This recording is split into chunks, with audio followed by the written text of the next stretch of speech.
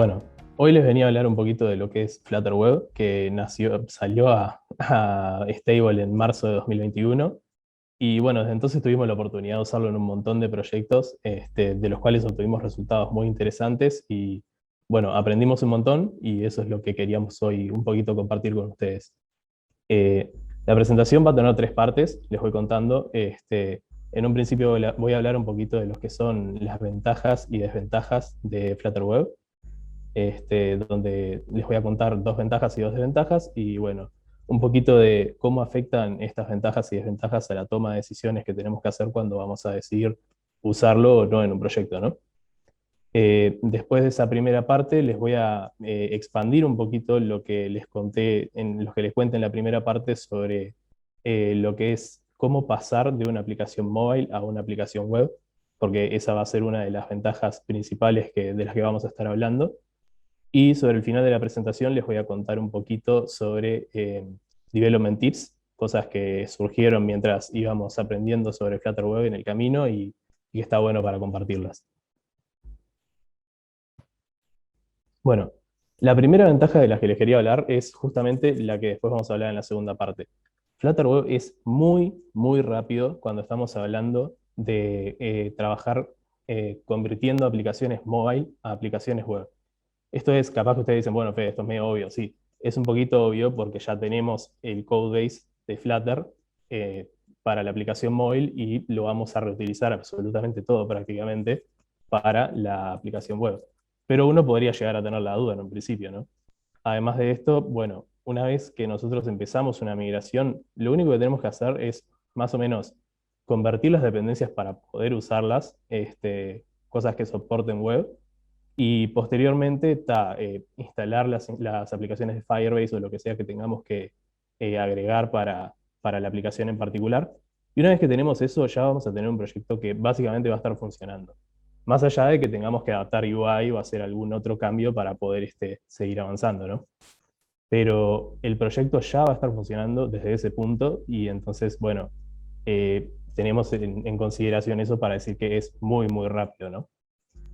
También la segunda ventaja que les quería contar es que va a ser muy fácil de aprender, justamente por lo que les decía que vamos a mantener todo el codebase. Entonces, un equipo de personas que ya trabaja en Flutter Mobile va a poder pasarse a Flutter Web con una curva de aprendizaje súper lisa. No van a tener que aprender un montón de cosas, porque al mantener todo el código, no tienen que aprender más de la tecnología en sí, sino que lo que van a tener que aprender es adaptarse a una nueva plataforma, ¿no? Porque algo que también vamos a profundizar un poquito más adelante es que la plataforma básicamente nos va a cambiar algunas cosas que vamos a tener que trabajar, como por ejemplo en el tamaño de la pantalla, vamos a poder tener más información o mostrar más cosas, y por lo tanto nos vamos a tener que adaptar a esos cambios en la UI o determinadas interacciones que vamos a tener que ir cambiando. Esto les quería mostrar un poquito porque básicamente de lo que les venía contando, ¿no? Los que vienen de Flutter Mobile y tienen como todas estas cosas nuevas ahora, ¿no? Es una locura que con una sola tecnología podamos hacer todo esto, ¿no? Yo ahora estoy hablando mayoritariamente de web, pero tenemos iOS, web, Linux, macOS, Android y Windows Developer, o sea, es como que uno puede tener una crisis de identidad, ¿no? Cuando dice qué plataformas voy a poder estar hablando cuando hable de lo que hago con Flutter, ¿no? Este, bien. La primera desventaja que les quería decir es el SEO. El SEO significa Search Engine Optimization, o lo que vendría a ser optimización para motores de búsqueda. La optimización para motores de búsqueda, básicamente, cuanto mejor optimización para motores de búsqueda yo tenga, mejor posicionada va a estar mi aplicación en una búsqueda de Google. ¿Esto qué quiere decir? Que, bueno, pongamos por ejemplo que yo quiero hacer una aplicación para compra y venta de artículos online, ¿no? Si yo quiero hacer una aplicación para compra y venta de artículos online, eh, lo que me va a pasar es que si viene alguien y publica un artículo para vender, esa persona va a querer que el artículo que publicó a la venta aparezca siempre entre los primeros resultados, ¿no? Porque si aparece en el resultado 40, y bueno, va a tener 39 personas que van a poder vender su artículo antes que él, ¿no? Entonces, en ese tipo de aplicaciones nosotros vamos a tener la necesidad de tener un muy buen SEO. Después vamos a tener otro tipo de aplicaciones como puede ser, por ejemplo, un home banking, en el cual si yo, por ejemplo, quiero hacerle una transferencia a Xian y agarro y digo, bueno, busco en Google, le voy a transferir a Xian 100 pesos. No me va a aparecer nada. Y menos mal que no me aparece nada, ¿no? Porque si pudiera encontrar todos los datos bancarios de las personas en los bancos solo buscando en Google, estaríamos en una situación media complicada.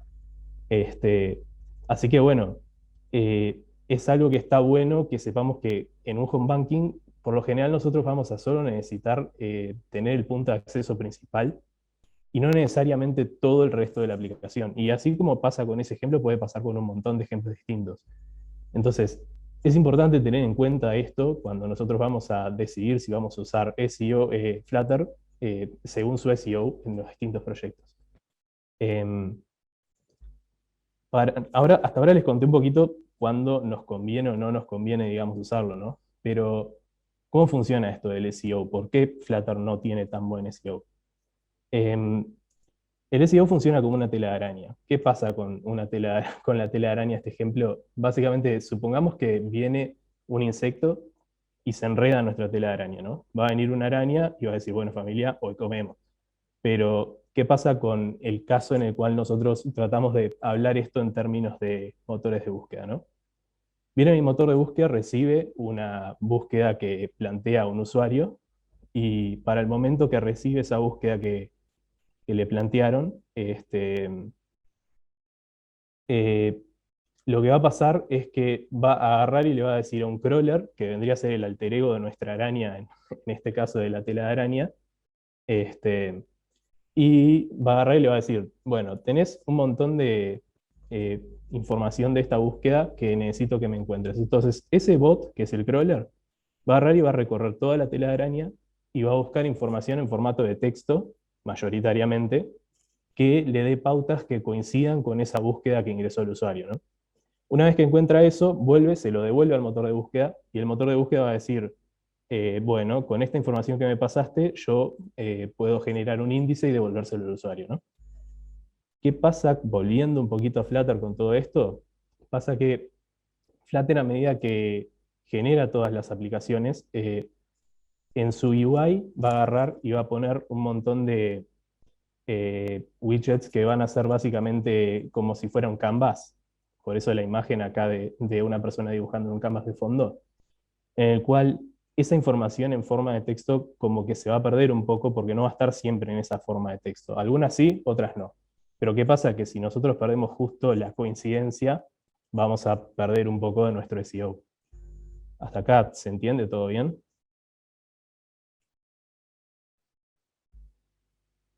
Eh, bueno, seguimos con el siguiente punto que vendría a ser la navegación.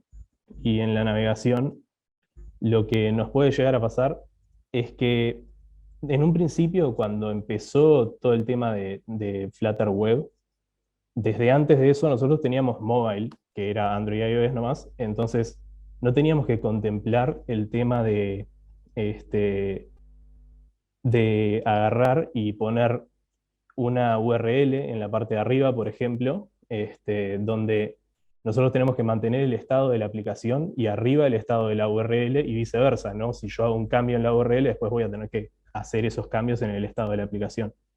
Para todo esto nació lo que vendría a ser Navigator 2.0, que es todo un sistema, una tecnología que nos va a permitir solucionar ese y otros problemas y también pasar a formato declarativo, un poco de lo que era imperativo en el otro Navigator, pero lo que sucede con eso es que es muy complejo. Entonces, ¿qué pasa? Que hay veces que si vamos a ver que nuestra aplicación depende mucho de la navegación, bueno, por ahí capaz que tenemos que tenerlo un poco en cuenta y decir, buscar alguna solución en particular. Nosotros analizamos esta y otras soluciones como puede ser Beamer o Fluoro, que son básicamente paquetes que intentan agarrar y subir un poco el nivel de abstracción de lo que es este Navigator 2.0 para facilitar un poco la solución del problema, ¿no?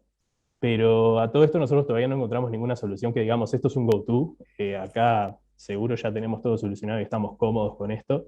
Igual, eventualmente, así mismo como en el tema del SEO, estamos hablando de una tecnología que es súper nueva, ¿no? O sea, ¿se acuerdan que les dije que salió en marzo de 2021? O sea, tiene unos meses nomás. Y así todo ya vamos avanzando y sacando un montón de problemas adelante, como ven que acá ya hay 3 intentos de soluciones y hay más. Esos son solo los que yo les estoy mencionando, ¿no? Pero vamos avanzando muy bien y la verdad que creo que viene avanzando mucho. Entonces, tenemos oportunidades en cuanto a las ventajas que les fui contando, que son también, por ejemplo, usar aplicaciones web en formato PWA, Progressive Web Applications, que básicamente para Flutter Web es nativo. O sea, si yo tengo una aplicación Flutter Web ya buildeada y en producción, las personas que la utilicen van a poder ir a los 3 puntitos al costado y activarla como, instalarla como Progressive Web Application sin que yo tenga que hacer nada. Y eso está muy bueno. Después, convertir una app de Flutter para otra plataforma web, que es lo que ya les había mencionado desde un principio y que es lo que vamos a seguir hablando a partir de ahora.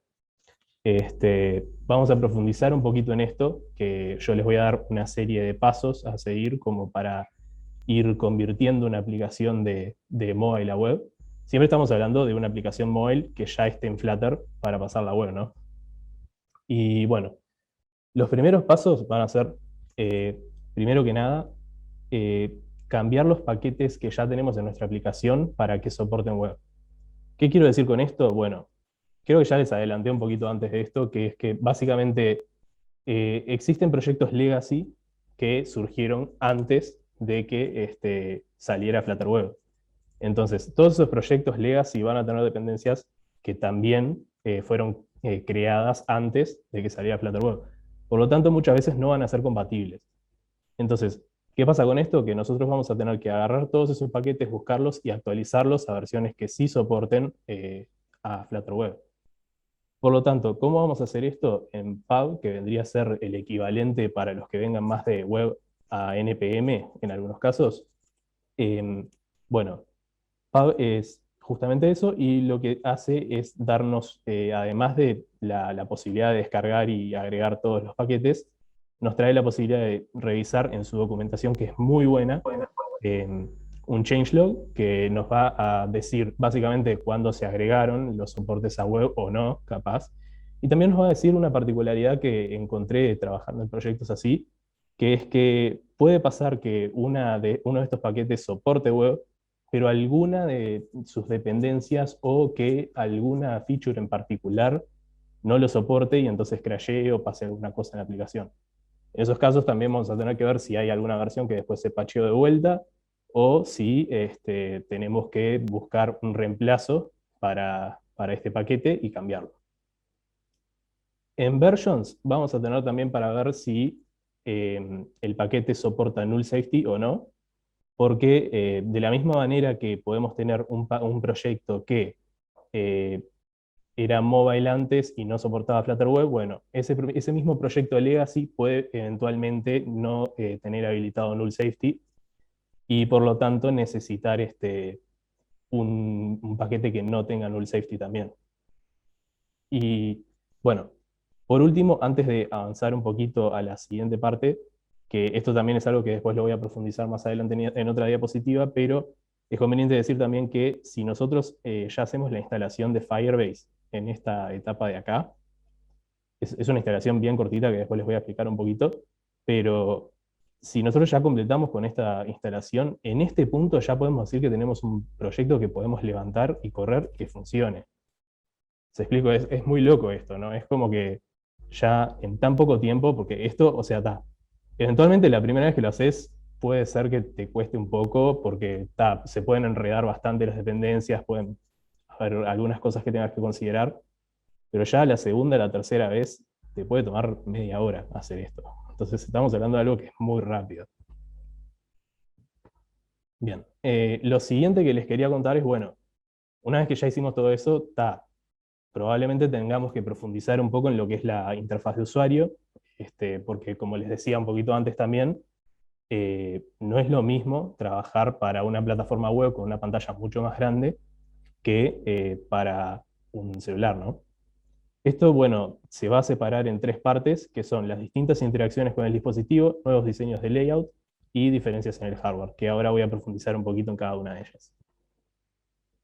Las interacciones con el dispositivo son básicamente, eh, hay como idioms en cada una de estas plataformas. Por ejemplo, en un celular es muy natural tener que hacer swipe para poder cambiar alguna cosa o pasar de una pantalla a otra, ¿no? Eso en una computadora es medio raro, ¿no? O sea, si yo trato de con el mouse agarrar y arrastrar la pantalla de un lado a otro, como que se siente un poco raro, ¿no? Eso es así porque básicamente el mouse está hecho para trabajar con un sistema de coordenadas y es muchísimo más preciso de lo que es usar el dedo, ¿no? Entonces, son cosas que no se trasladan del todo bien en un entorno y el otro, ¿no? Por lo tanto, este tipo de cosas, para que no se sientan así raro y arruinen un poco lo que es la experiencia del usuario, nosotros vamos a tener que agarrar y detectarlas y, bueno, buscar el equivalente o buscar alguna solución, no decir, capaz que esta feature ya no me sirve tanto estando en web y entonces la saco, o capaz que en una de esas la tengo que mantener sí o sí porque es bastante core dentro de mi aplicación, entonces tengo que buscarle la vuelta para hacer algo que sí quede bien en formato web, ¿no? Después de esto íbamos a hablar un poquito de layout, que es la segunda de las tres cosas que teníamos que cambiar en la UI. Bien, el layout, como sabemos, es básicamente cómo yo muestro todos los elementos que voy a tener en pantalla, ¿no? Entonces, yo puedo tener un montón de widgets, un montón de cosas que tengo que ir mostrando en mi pantalla con información, imágenes o lo que sea. Actualmente también puedo tener espacio en blanco, eso también es parte del layout, porque estamos hablando de cómo yo ubico cada cosa que tengo en pantalla, ¿no? Para esto nosotros lo que vemos es que la solución web es combinar un poquito adaptive con responsive, que es básicamente permitir que el diseño se adapte al dispositivo y al tamaño de mi pantalla. Es decir, si yo tengo una pantalla más grande, voy a mostrar un diseño distinto del que muestro en un celular. Esto es claramente por lo que les decía, ¿no? En una pantalla mucho más grande yo puedo mostrar cosas con mucho más detalle y con más cantidad de elementos que en un celular que tengo que compactar todo y hacer que entre en una pantalla más chica. Además de eso, eh, yo si agarro un celular no lo puedo agrandar, ¿no? Entonces, en una web sí, yo puedo agarrar y cambiar el tamaño del explorador en cualquier momento. Para eso también tenemos que pensar un poco en el responsive y ver cómo respondemos a estos cambios de tamaño eventualmente, ¿no? Una de los widgets que encontramos que sirven mucho para esto es Layout Builder. Layout Builder básicamente nos permite crear una función builder y nos deja los objetos de build context y box constraints. Eh, ¿Qué vamos a hacer con esto? Con las constraints, nosotros podemos acceder básicamente a el tamaño máximo, el tamaño mínimo del ancho, de la altura y de lo que sea de nuestra pantalla. Entonces, nosotros después vamos a poder, eventualmente, en función de eso, hacer cambios a nuestro layout. Por ejemplo, en esta foto que les muestro acá, si nosotros tenemos un ancho de pantalla menor a 1500, bueno, vamos a mostrar nuestro asombroso layout pequeño, y en el caso contrario, vamos a mostrar nuestro gran layout. Bueno, diferencias en el hardware. Las diferencias en el hardware, básicamente también estamos hablando de las diferencias obvias entre un celular y una computadora, ¿no? Por ejemplo, en el caso del celular, uno puede tener una cámara de fotos y en la computadora capaz que no todos tienen una cámara de fotos. ¿Qué pasa si yo dejo eso descubierto en mi aplicación y bueno, eventualmente alguien va a ir y va a tratar de sacar una foto sin una cámara y se me va a caer todo? Entonces, tengo que detectar estas diferencias de hardware y tomar una decisión. Capaz que en mi aplicación no me interesa más en web tener una cámara de fotos, o capaz que sí, y si es tan importante, bueno, tengo que agarrar y buscarle la vuelta, pedir permisos o lo que sea, como para que mi aplicación tenga cuidado en eso. Configuración en Firebase Web. Eh, Básicamente, los pasos a seguir de la instalación de Firebase son prácticamente los mismos que tenemos que seguir para mobile. Esto es otra cosa que también aporta al hecho de que nosotros no tengamos que em, tener una curva de aprendizaje muy grande entre mobile y web, ¿no? ¿Cómo vamos a hacer esto? Tenemos que básicamente ingresar a Firebase Console y agregar una aplicación web en nuestra consola. Y a partir de ahí nos va a pedir un nombre para la aplicación, le ponemos el nombre del proyecto, lo que nosotros queramos, y ahí nos va a dar una serie de scripts que nosotros vamos a poder pegar en el archivo index.html que nos genera Flutter para nuestra parte de web. Y ya con eso tendríamos la instalación de Firebase terminada también. ¿Qué pasa con esto también? Es que, bueno, Firebase trae un montón de paquetes y cosas que nosotros podemos usar, ¿no? Todos esos paquetes, por ejemplo, no sé, Firebase Storage, los vamos a tener que agregar con CDN en el index.html también, que son básicamente scripts que también nosotros podemos ir agarrando y agregando. Una vez que tengamos eso, ahora sí estamos en condiciones de decir que ya tenemos todo con la instalación de Firebase. Como les decía un poquito antes en la presentación acá, si nosotros ya hicimos toda la parte de cambios en los paquetes y después hicimos la instalación de Firebase, ya tenemos un proyecto. Bueno, por último, digamos que ya terminamos el proyecto como veníamos hablando y estamos pensando en, bueno, voy a salir a producción. Bien, para hacer eso nosotros lo único que tendríamos que hacer sería instalar Firebase CLI, agregar y poner el comando Firebase init en la consola, y eso nos va a dar una serie de preguntas que son, ponele que creo que 5 o 6. Nosotros las vamos a configurar a gusto según el proyecto que estemos haciendo, y una de esas preguntas que nos va a hacer es básicamente dónde va a estar la carpeta public de nuestra página web. Esa carpeta nosotros le vamos a poner build web, o sea, build/web, y esa es la carpeta básicamente donde se generan los builds de Flutter cuando le damos Flutter Build Web.